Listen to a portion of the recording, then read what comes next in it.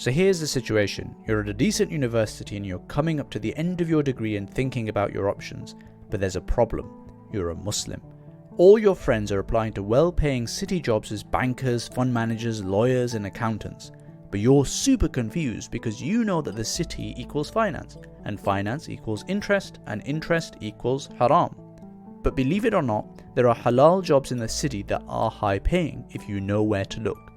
Mohsin and I learnt this the hard way, but we now both work as corporate lawyers and wanted to share our learning. Mohsin works in M&A and I work in funds. We both have Islamic finance qualifications and you can find more about us on www.islamicfinanceguru.com. So what are your options? Simply put, there's 4 main options.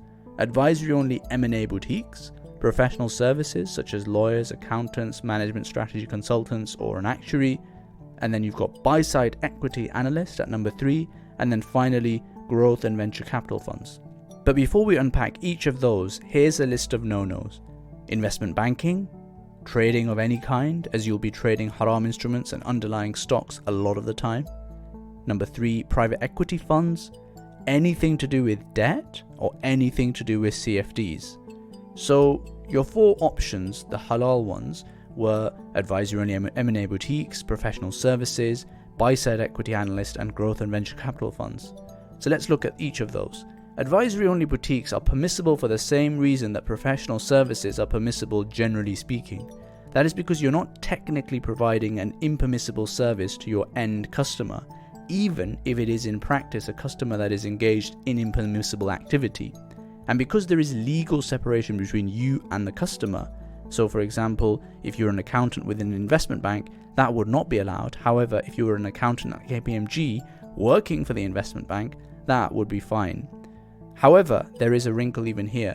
In professional services, you should not work in those departments that specifically engage in supporting purely haram activities.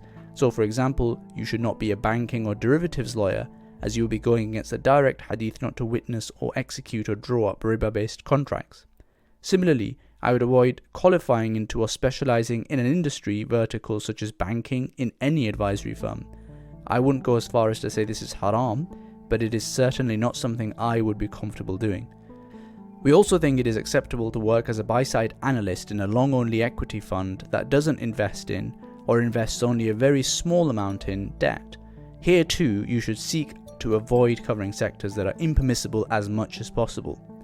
Long term, as you get more senior, you will be becoming a decision maker, and unless you're going to set up a Sharia compliant fund and impermissible assets will form only a small minority of your overall fund, I would not continue on into senior ranks, and I would look to leave and explore more Sharia compliant options in the investment management space.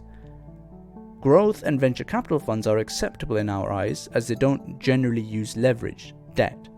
The structures they use can be non-compliant, i.e. they might use preference shares, but overall the economics are pretty Islamic, so we're comfortable with people working at such funds. Private equity on the other hand uses leverage heavily to make money. This is not acceptable. So there you have it folks, these are your 4 options in our view. If you have any questions, please do comment below and we'll get back to you as soon as possible. And please do hit the like button, it really helps our channel grow. Assalamu alaikum.